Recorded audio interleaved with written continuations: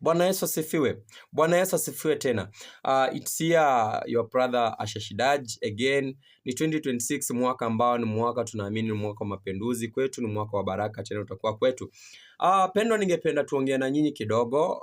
Huu ni mwaka ambao if you can never start it well, be sure it will end up badly, because I believe this is the year that we have to harvest, the year that we have to carry many thing that we never carried before. Is the year that we have to count a lot of money that familia zetu hazikuwa hesabu.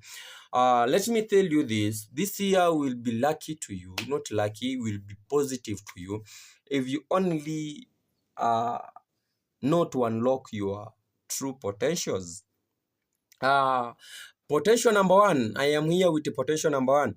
Potential number one is always embrace the journey, not just the destination, not just the destination. Si mahali ambapo unafika, embrace the journey as you move on.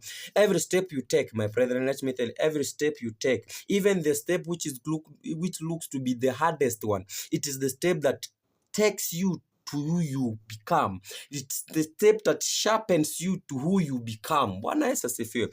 Ni step ambayo inakutengeneza, inakusharpen. Muda mwingine unaweza kuwa unajiuliza mbona mimi naweza pitia haya, lakini ni step ambayo sharpen. Let me tell you, for you to have this capability of maintaining of producing a lot of money this year, you must always embrace the journey you are going through. You must always accept every step you take and believe in yourself, brethren. Let me tell you, at every step we take, it is the step that sharpens.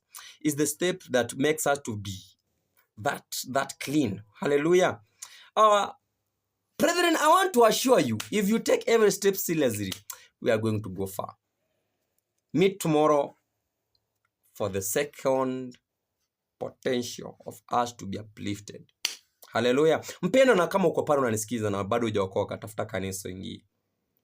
Kama ulikuwa unaenda Jumamosi, wake up. Kama ulikuwa unaenda Jumamosi, wake up. Kama ulikuwa unaenda Ijumaa, wake up. Kama ulikuwa unaenda Jumapili, wake up. Kama ulikuwa unaenda Monday, wake up. Kama ulikuwa unaenda Tuesday kanisa, wake up. Kama ulikuwa unaenda Wednesday kanisa, wake up. It is the year we should seek God in true worships. Brethren, tupatane tena kwa madhabahu, tuimuinue Bwana, tumtukuze Bwana kwa pamoja. Tomorrow tutaongea the potential number 2, and we are going to be uplifted. Thank you. Shalom, shalom, shalom.